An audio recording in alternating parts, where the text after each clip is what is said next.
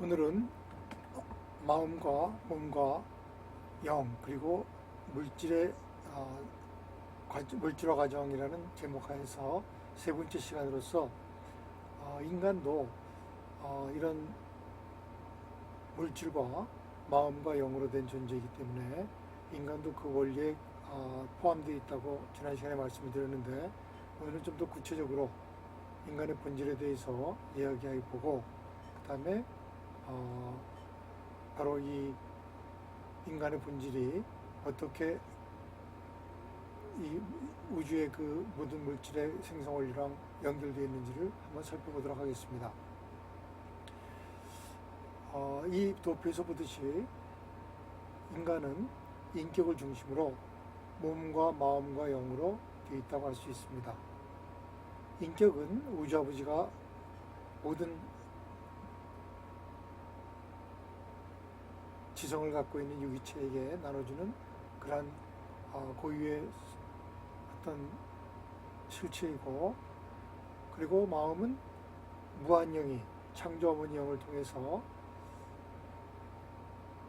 나눠주는 그러한 실체이고, 또 몸은 물질로서 실제로 엄청난 오랜 세월을 걸쳐서, 다시 말해서 생명이 생기고 한 5억 년이라는 그런 긴 장구한 세월을 걸쳐서 진화된 그런 생명이라고 할 수 있습니다. 그래서 이렇게 인간이 인격을 중심으로 세 부분이 있는데, 그럼 인간의 어떤 그 목적이 무엇인가를 따져볼 때 바로 이 인격을 중심으로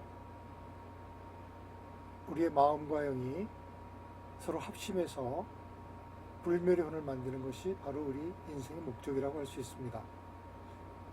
그래서 우리가 죽음 뒤에 살아남는 것은 바로 우리 인격의 어떤 정체성과 그리고 불멸의 혼이 바로 우리 죽음으로서 살아남는 존재라고 할 수 있고, 우리에게 깃들었던 영은 우리가 죽으면 다시 디미닝트론으로 갔다가 우리가 맨션 세계에서 다시 부활하면 거기서 다시 우리랑 결합하기로 그렇게 예정이 되어 있습니다. 이렇게 우주 창조의 원리가 우리 인간에게도 적용되어 있는데,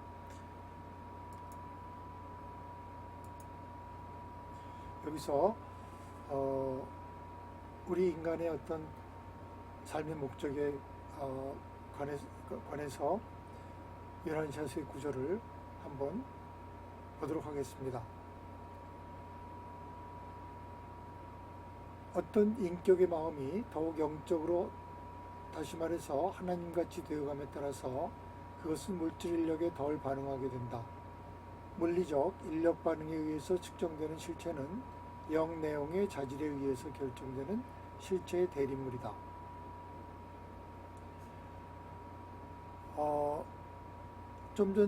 좀 전에 우리 도표에서 보았듯이 우리의 그 처음에 영과 우리의 몸은 거의 이렇게 비슷한 비율로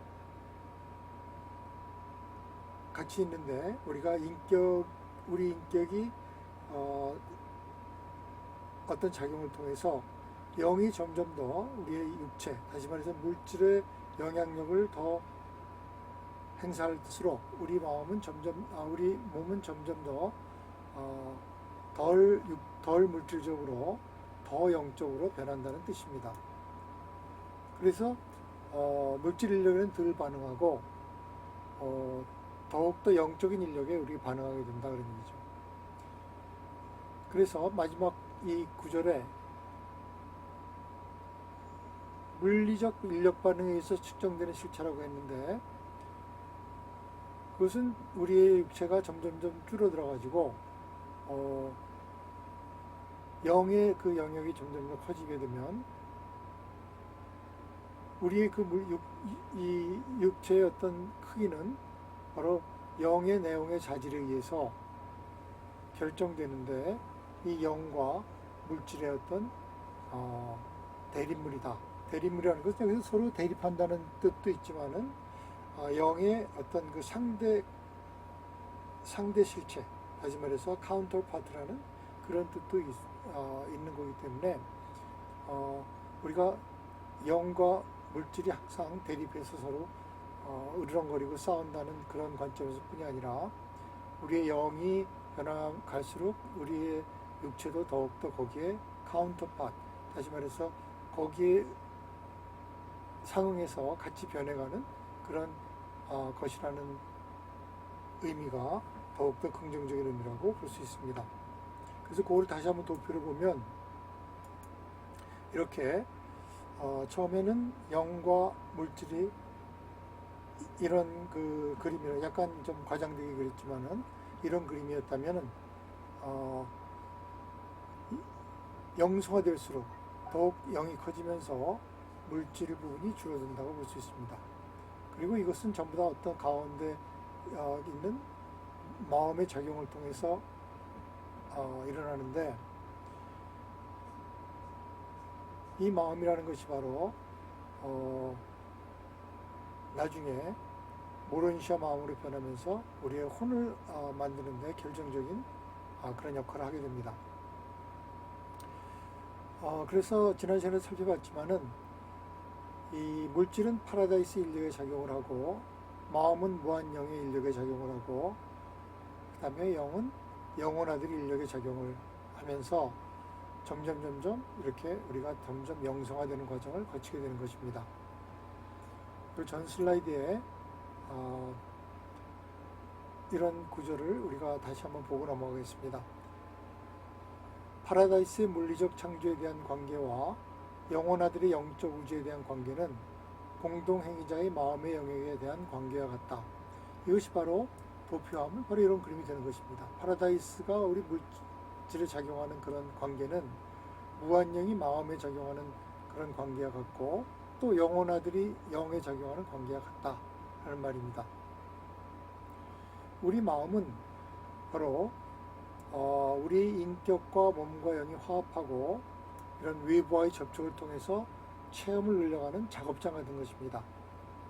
이 마음이 바로 하나님의 뜻을 따를 수도 있고 또 거절할 수도 있습니다. 하나님은 우리의 그 자유의지를 존중하시기 때문에 우리가 자멸의 길을 택하더라도 간섭하실 수가 없습니다.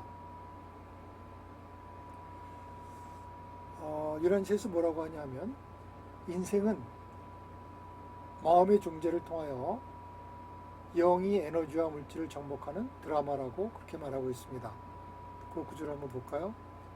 인생은 마음의 중재를 통하여 영이 에너지와 물질을 정복하는 드라마이다. 요란시에서 197편 3장 2절의 말씀입니다. 이렇게 마음이 큰 역할을 하는데, 여기서 제가 그 마인드를 마음으로 번역한 그 이유를 좀 말씀을 드리면, 마음을 우리 여러 가지 번역본에서 지성이라고 번역하기도 하고 또 정신이라고 번역하기도 하고 하는데, 뭐 서너 가지 이유가 있습니다. 첫째는 우리가 사전을 찾으면 네이버 사전이든지 아니면 뭐 한컴 사전이든지 아니면 위키 백과사전을 찾든지 하면 마인드를 치면 마음, 그리고 때때로 정신, 이런 두 가지밖에 나오지 않습니다. 하늘 존재들도 새로운 말을 만들지 말고 기존에 좀 약간 뜻이 부족하더라도 전달할 수 있는 그런 단어가 있으면 그거를 써서 외연을 넓히자고 했는데, 마인드에는 마음과 정신이라는 뜻밖에 없는데, 정신이란 말은 사실은 중국어 사전에 나오는 말입니다. 그래서 중국어에서 말하는 정신이라는 뜻하고 우리말에서 얘기하는 그 정신하고는 약간 차이가 있다고 봅니다. 그리고 거꾸로 마음을 한영살에다 치면 마인드란 말밖에 안 나옵니다. 마음을. 그런데 지성을 한영살에다 넣으면 인텔렉트 또는 인텔리전스라는 말밖에 나오지 않습니다. 그리고 예를 들어 영어에서 never mind 하면 마음 쓰지 마, 신경 쓰지 마, 이런 뜻이지, 지성을 쓰지 마, 정신을 쓰지 마, 이건 좀 어색하다고 생각해요. 그래서 또 저는 마음으로 해석하는데, 또 결정적인 그런 또 유란시의 구조를 보면 유란시의 구절에서 제가 어디 적어놓긴 했는데 나중에 보여드릴 수 있지만은 여러 군데 동물의 마음과 인간의 마음은 바로 우주 어머니 영의 선물이라고 그렇게 나옵니다.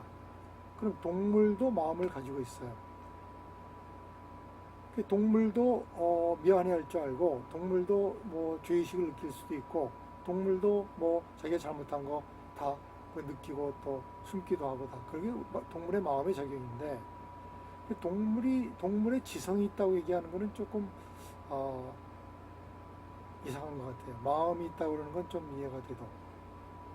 그래서 저는 이걸 마음으로 번역하는데, 마찬가지로 인격과 같은 번역이나 마찬가지로 뭐 제 생각이니까 각자 자기 생각하는 바에 따라서 쓸 수 있는 거는 자유라고 생각을 합니다. 근데 저는 그런 얘기를 한번 들어보고 싶어요. 왜 이 말을 그렇게 번역을 하는지. 그건 다 근거가 있으니까 하는 거라고 생각을 합니다만은, 좀 전에 우리가 본 그 구절, 인생은 마음의 중재를 통하여 영이 에너지와 물질을 정복하는 드라마이다. 참 멋진 구절 아닙니까? 이렇게 간결하게 우리 인생의 목적을 정의하는 것도 흔치 않을 거라고 생각해요. 그리고 이 구절은 그 앞에 나오는 구절을 보면 더욱더 기가 막힌 그런 구절이 됩니다. 그 앞에 나온 구절을 잠깐 보겠습니다. 그 앞에는 어떤 구절이 나오냐면, 최상위는 우주의 은하계 파노라마로 결정되는 삼국일체의 창조 무한성이 흐르는 신성한 통로이며, 이에 맞서 마음의 중재를 통한 에너지 물질에 대한 영의 정복이라는 시간 속의 장엄한 인격 드라마가 일어난다. 이 구절을 예전에는 아무리 읽어봐도 무슨 뜻인지 몰랐었는데, 이런 마음과 영과 물질의 그런 과정, 물질화 과정, 또 영이 생기는 과정, 마음이 생기는 과정을 보면 이 말이 이해가 돼요. 왜냐하면 삼극일체라는 것은 삼위일체가 있고 삼극일체가 있는데, 삼위일체라는 것은 하나님 아버지, 그리고 영원 아들, 무한영, 이렇게 아버지가 있는 것을 삼위일체라고 하고, 아버지가 빠지고 파라다이스, 그 다음에 영원 아들, 무한영, 이렇게 세 개가 되면 이걸 삼극일체라고 합니다. 트리오다이트라고 하고, 삼일체는 트리니티라고 하는데, 삼극일체, 다시 말해서 아버지가 어떤 변화되는 것은 아니에요. 아버지는 한가운데 있고, 아까 얘기했던 영원 아들의 영과 무한영의 마음과, 그리고 파라다이스의 어떤 물질이 이렇게 은하계를 통해서 나온다는 얘기죠. 시간과 공간 속으로 그런 삼국일체의 어떤 무한성이 바로 창조 무한성이라고 했는데, 무한히 변화되면서 무한히 다른 어떤 인격과 물질을 만들어내고 하는데, 그게 바로 최상이라는 건 슈프림이죠. 슈프림이 바로 이러한 창조 무한성이 흐르는 신성한 통로라고 했어요. 그러니까 최상위는 바로 삼위일체 하나님이 시간과 공간 속으로 나오는 그 과정을 바로 최상위라고 하는데, 그게 바로 최상위가 바로 그러한 신성 통로가 되고, 이에 맞서는 건 여기서 맞서란 말이 어쨌든 원어는 against which라고 되어 있는데, 이에 대해서 인간이라는 것이 어떤 마음의 중재를 통해서 영이 에너지와 물질을 정복하는 그러한 인격의 드라마다. 이게 이해가 되는 거예요. 이게 무슨 말인지. 바로 우리 인생이라는 게 바로 그렇게 물질과 마음과 영이 뒤죽박죽이 돼가지고 그 속에서 지지고 볶지만, 그 안에서 어떤 영이 물질을 정복하는 그 과정이라는 것이 그냥 밑도 끝도 없이 생기는 것이 아니라, 바로 삼일체에서 하나님이 빠졌죠. 삼극일체가 최상위가 돼서 우주의 그런 그 무한히 그 창조적인 경로를 통해서 나오는 것이 하나님 쪽의 일이고, 인간 쪽의 일은 우리 인생에서 이런 영이 에너지 물질을 극복하는 과정이고, 이것이 병행되면서 우리의 모든 경험이 다시 최상위의 어떤 경험으로서 모이면서 완성이 된다. 이런 그 엄청난 이야기가 여기 숨어 있다는 얘기죠. 이런 사실들을 보면 유란시아서라는 것이 정말로 처음에는 이해하기 어려웠던 것도 이런 기초적인 단어, 기초적인 그런 그 용어의 문제라든지 아니면 기초적인 어떤 그 사실들을 갖다 우리가 깨달아 나갈 때 더 큰 그런 어떤 진리의 사실들이 깨달아진다는 얘기죠. 그리고 마지막으로 이 슬라이드도 제가 뭐 여기서 끼워넣는데, 갑자기 밑도 끝도 없이 예수는 말했다 이렇게 얘기하니까 좀 이상할 것 같지만은 이것들이 다 연결이 돼 있어요. 어떻게 연결이 돼 있냐면 한번 읽어볼게요. 예수는 말했다. 나는 살아있는 길이다.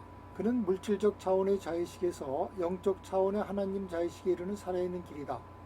그리고 그가 자아에서 하나님으로 올라가는 살아있는 길인 것처럼 최상위는 유한한 의식에서 의식의 초월, 심지어 아절대의 통찰에 이르는 살아있는 길이다. 우리가 성경에서 나는 길이요 진리요 생명이다. 무수하게 우리가 반복을 하는데 그 전부 다 추상적으로 알고 있어요. 그 예수님이 살아있는 길이다 그러면 그럼 예수님을 믿으면 그 길을 따라서 하나님으로 가는 건가? 그 무조건 주여 주여 부르면 하나님께 가는 건가? 참 애매한 말일 수도 있어요. 근데 구체적으로 우리가 여기 설명이 되어 있잖아요. 살아있는 길이라는 것은 바로 우리가 물질적인 어떤 그 물질이 가득 차 있던 그런 물질적인 자의식에서 아까도 말씀드렸죠. 점점 더 우리가 그 물질적인 부분이 줄어들고 영적인 부분이 늘어나면서 영적 차원의 하나님 자의식으로 가는 길이다. 하나님 자의식을 여기 줄여서 그냥 하나님 의식이라고도 하는데, 그 하나님 의식을 달성하는 것이 바로 그 예수님의 어떤 가르침이나 삶을 통해서 우리가 발견할 수 있다는 그런 얘기죠. 그리고 그뿐이 아니고 최상위도 예수님이 살아있는 것처럼, 그리고 최상위도 살아있는 길이다. 왜냐하면 그것이 바로 우리가 물질과 영과 마음의 어떤 그 작용을 통해서 우리의 영적인 부분이 커지고, 그래서 그 우리가 이 유한 차원을 벗어나서 어떤 우리가 이제 결국은 유한 차원에서 아절대 차원, 절대 차원으로 가게 되는데, 바로 최상위가 그런 그 물질적인 유한한 의식을 초월해서 우리가 아절대의 통찰에 이르고 또 결국에는 절대 어떤 통찰에까지 이르는 살아있는 길이 된다 그런 얘기죠. 이렇게 너무 모든 것들이 연결되어 있으니까 참 읽으면 읽을수록 의미가 있는 구절이라고 생각을 합니다. 오늘은 여기까지 하고 다음 시간에는 뭐가 되냐면 구체적으로 다음 시간에는 그 에너지가 어떻게 그 힘이 되고 또 물질 같은 경우에는 어떻게 구체적인 전자 원자까지 형성이 되는 건지 이런 것들을 한번 알아보도록 하겠습니다.